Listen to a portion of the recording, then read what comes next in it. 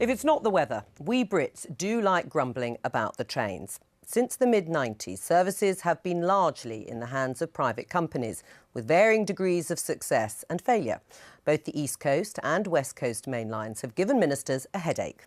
Despite that, the government swears by the privatisation of rail. But is it working? Or should the public sector be given more of a role? Here's David Thompson.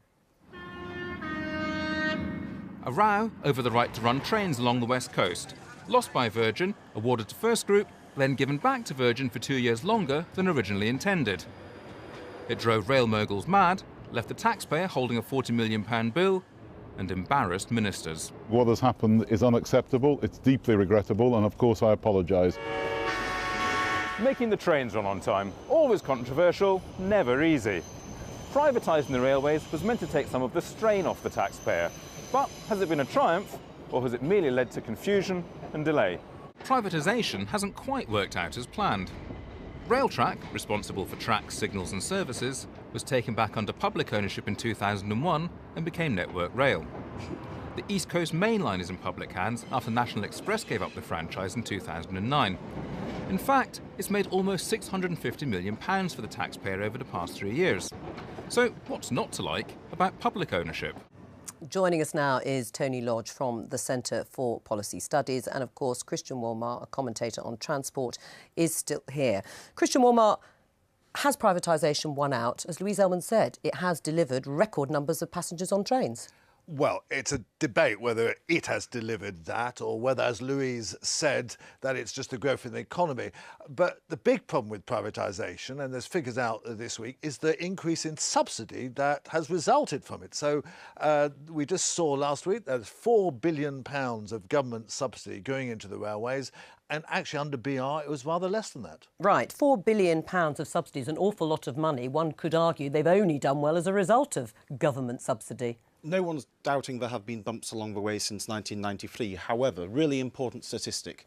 The East Coast Main Line franchise holder East Coast is paying the highest premium of any long-distance railway operator, which means that the government is not having to put much subsidy in.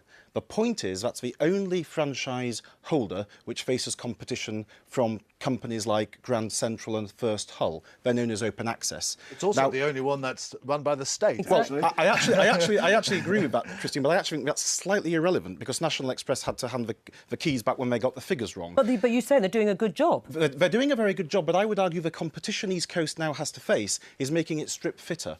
Lower fares, more passengers, more routes, greater revenue.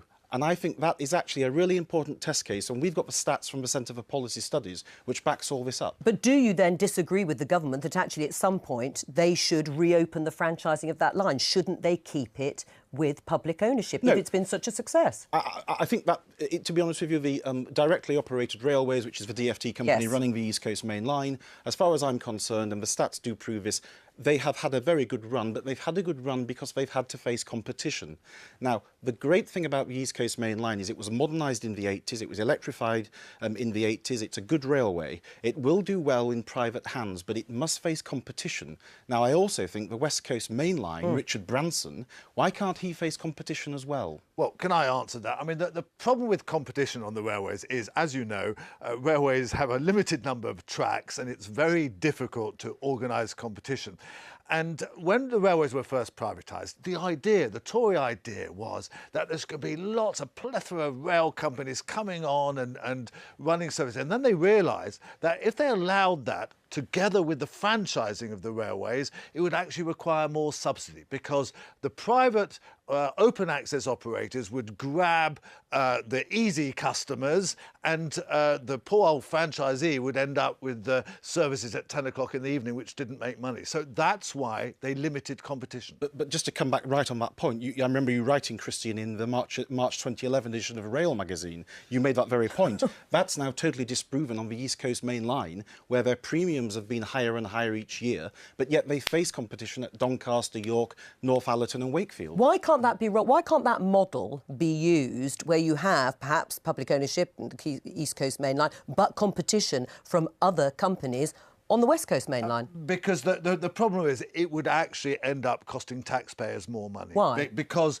the private open access operators would cherry pick the best services. It's disproven on the East Coast in latest figures. To be honest, there's 20,000 rail services a day and there's 30 open access trains a day. So it is a pretty irrelevant All right, number. can I just move on to franchising? It's hardly been a glorious success, has it, after the West Coast Main Line fiasco? I'd agree that was a very dark hour for the DfT. But you want to repeat it? But I think what I'd like to see, I go back to that initial point. I want to see franchises. I think the model is right. I want to see non-franchised open access competition alongside franchises. The franchise will then strip fitter. Right. All right. The other question that really everybody wants to know is what about fares? How do you bring down train fares? Or are they just inevitably, under whatever ownership and under whatever system, just going to go up? I don't want to sound like a stuck record. You introduce competition. Well, the statistics we have got show that on the East Coast Main Line, at stations where there was competition between East Coast and open access operators... They've reduced the fares, have they? The average fare increase was 11% where there was competition. Without it was 17%. Fares 11% still quite high, though, isn't it, for a fare increase? I don't doubt that that's still an increase, but the point I'm making is competition can hold fares down. I don't think ultimately it's competition that's going to do that. It's government policy affairs. Essentially, fares have gone up by above the rate of inflation because that's been a government policy. And, I think that that should change. And in fact, it's actually becoming politically unpalatable to put up fares by too much, given that fuel tax rises are always nowadays scrapped. So, the open access, I'm afraid, is in irrelevance. Right. What about, though, public ownership, where Tony Lodge has said the East Coast Main Line or the East Coast Company has sort of run out of steam, I'm afraid to coin a phrase, and actually, in order to get more investment, you would have to have a private company running it?